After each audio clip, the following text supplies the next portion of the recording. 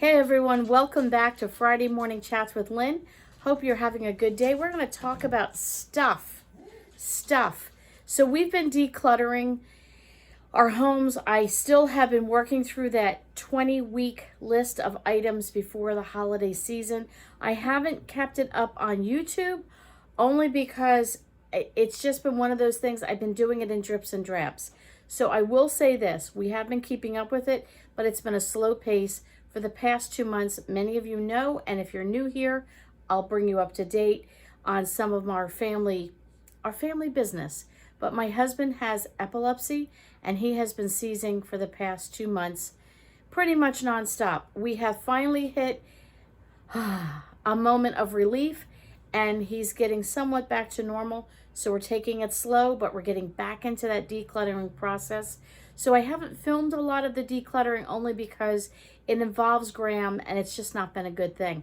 But if you want to find my list of decluttering for 20 weeks, the 20 weeks before Christmas, you can check that out on my website, on my blog, which is www.resumeofamother.com. It's also in the description below.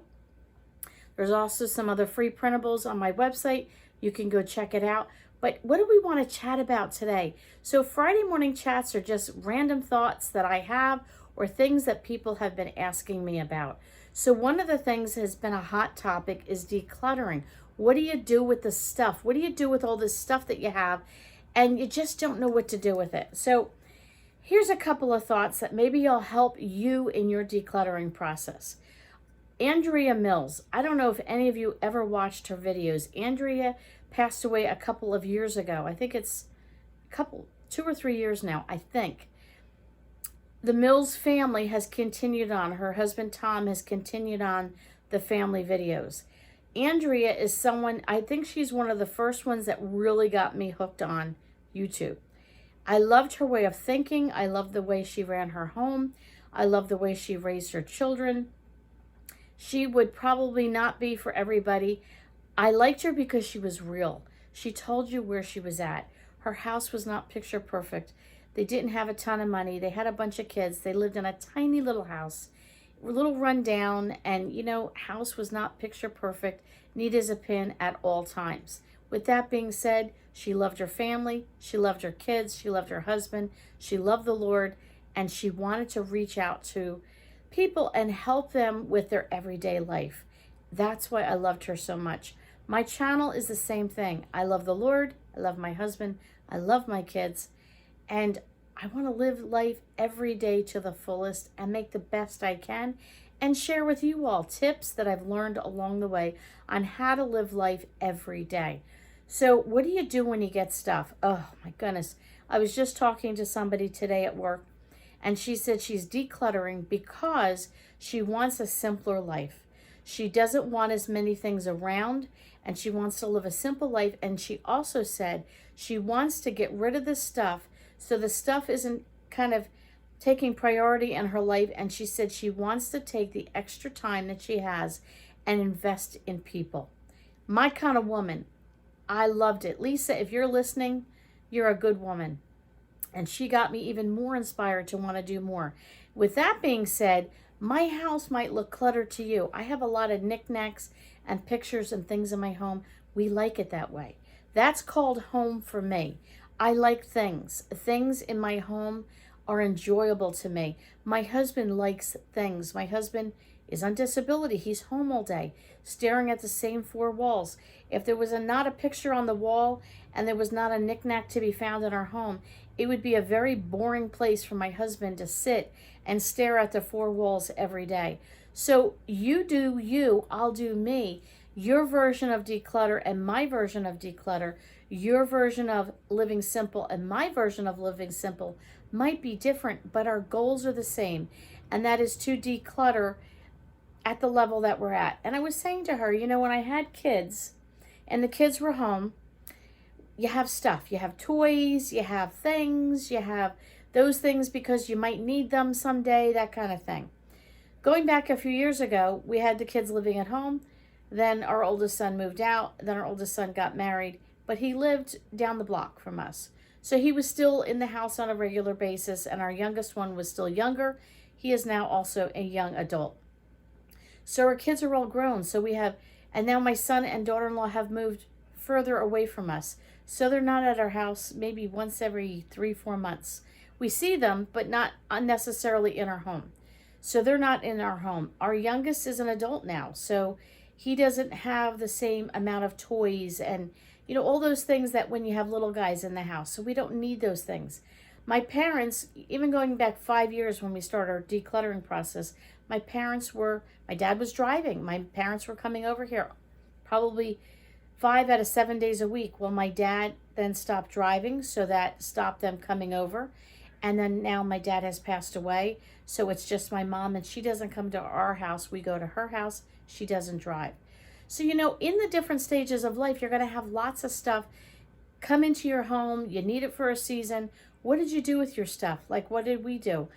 It went in a closet. We put it in the basement. We put it over here. We put it over there. You didn't know if you're going to need it. You didn't have time to clean it up. You just kind of shoved. Now you're going, oh my word, what do I do with this stuff? Some of the things I struggled with, and here are 2 things that Andrea Mills helped me with. Let's just say you purchased this, all right? You got it at Goodwill. There's such a shadow. Let me try this side.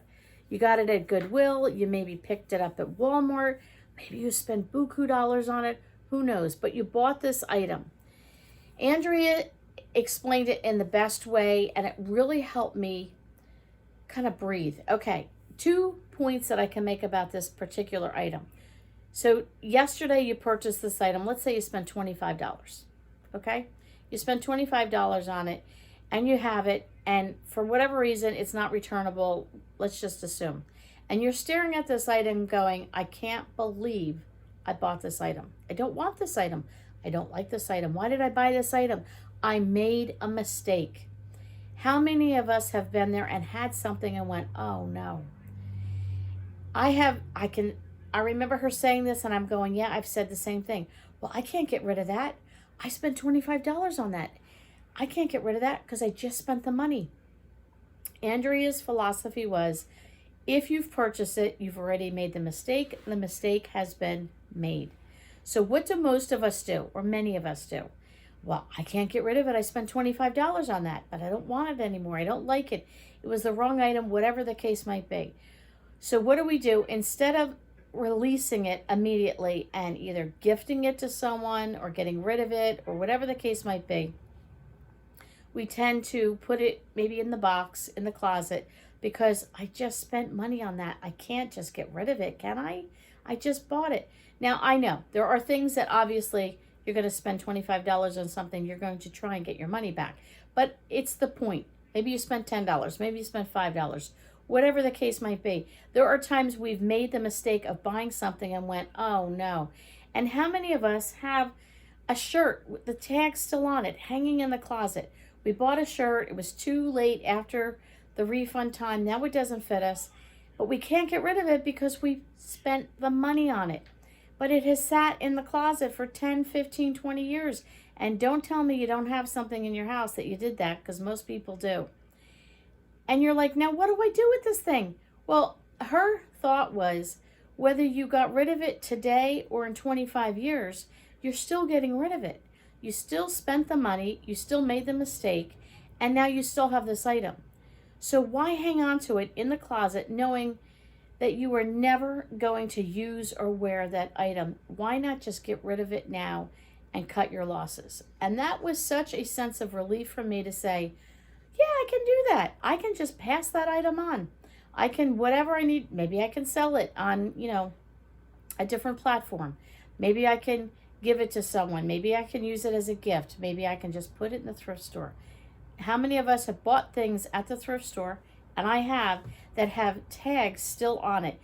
Somebody got it and made that mistake. So that's one thought. Another thought she had is, how many times have you gone to a thrift store and you went, oh, that's just what I was looking for. This and this came from the thrift store. This was $1 and this is 25 cents. So this whole thing was $1.25, and I was looking for a brass candle holder. I was so excited to find it for 99 cents, and to get the candle that was never used for a quarter. And she said, how many times have you gotten excited by going to a thrift store and going, I can't believe I found the item I've been looking for, and you were blessed by that. So she said, think of the things that you donate to the thrift store that will be a blessing to someone else. They've been looking for a particular item, and because you donated it, somebody is blessed by it. Just like you're blessed when you go to the thrift store and you look for something. So I want to leave those thoughts with you. If you're trying to declutter your home and you're trying to get reorganized and you're like, what do I do with this stuff? And, many of us can become attached to things. It sounds crazy. How in the world can you become attached to a thing? Well, maybe grandma gave it to you. Maybe your mom gave it to you. Somebody gifted it to you. I have the hardest time letting go on things that were gifted to me because somebody spent their money on that. Somebody spent their time on that. Somebody thought that much of me on that. There, once in a while, though, you get a gift and you're going, it is just not my thing. I remembered somebody bought me, and I like unusual things. I like unusual jewelry. I like an unusual style a lot of times. And they really thought they were doing me a favor, and they bought me earrings, and they bought me a necklace that looked like a zipper that you could zip, and earrings that zipped, and it just wasn't quite the different that I would say was my style. They really thought, they were so excited to give it to me. And you know what I did? I thanked them so much. What a thoughtful gift. I really appreciate you knowing that I enjoy something different, that you went out of your way to find something so unique just for me. And I made sure I thanked them and made them feel special. And in doing that, they felt great, but I just couldn't. Kept it for a little while and thought, I'm never going to wear it. It's just not my thing. And I had to pass that along. There are going to be times you get a gift, or maybe it's a season. You've enjoyed the gift for a season and then you pass it on. But remember, if you're giving it to a thrift store and somebody else finds it, they're going to be blessed by it. If you've made a mistake and you bought something and you're never going to wear it, use it, whatever the case might be, cut your losses now. Realize that putting it away in a box in a closet and leaving it there is not going to bring any more value to that item, but maybe regifting that item, I shouldn't say regifting, giving that to someone, asking someone, hey, does anybody need this? I bought this item, I don't need it. I do that all the time. Somebody else might go, that's exactly what I'm looking for.